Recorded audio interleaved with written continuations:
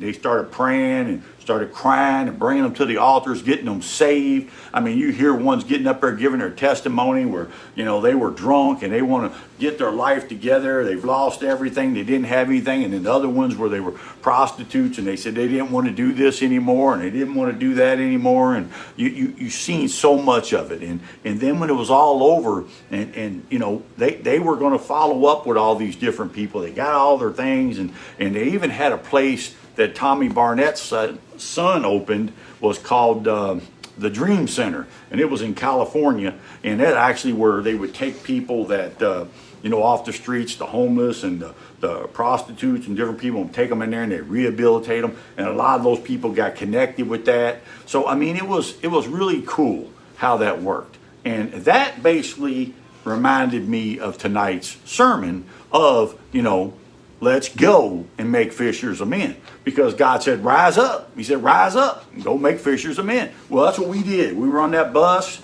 We were thrown out there. We rose up. We said, let's go get them. And that's what we did. We said, go get them. And we all ran. We ran in. You go in there talking to people you never met. You know how cool that is, though? Going in there and say, hey, man, hey, come on. Hey, we got a big church service. We want to take you to. We want to be able to get you, there and talk to you about the Lord. And what's amazing to me was, what amazed me more than anything is how they were it's like God already had touched every one of them, because I know he did. I know, he always goes before us. He always goes before us. So don't think that we went in there just out of a blind eye, because we didn't, because God already touched each one of these people's hearts. There's no doubt, because we went in and we're talking to these different ones and they just get right on the bus like it was nothing. I mean, we just pulling them right out left and right. It was so funny, because you just seen, there was probably maybe 50 of us on the bus that went in, and at least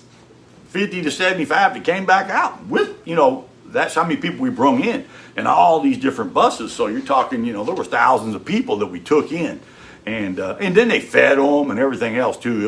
It was amazing service. The people there, that was just such a blessing to everything that was going on, even ones that were donating money for the Dream Center to help his son out with that. And I think they even got more Dream Centers now open on different locations and stuff, which what an awesome blessing that is of a building that can take in. Can you imagine that they can go and they can take in, prostitutes off the street and homeless people off the street, things like that, and rehabilitate them and get them a job and let them live there for a while till they get them on their feet, get them clothing, get them I mean, that to me, that's what you call taking the net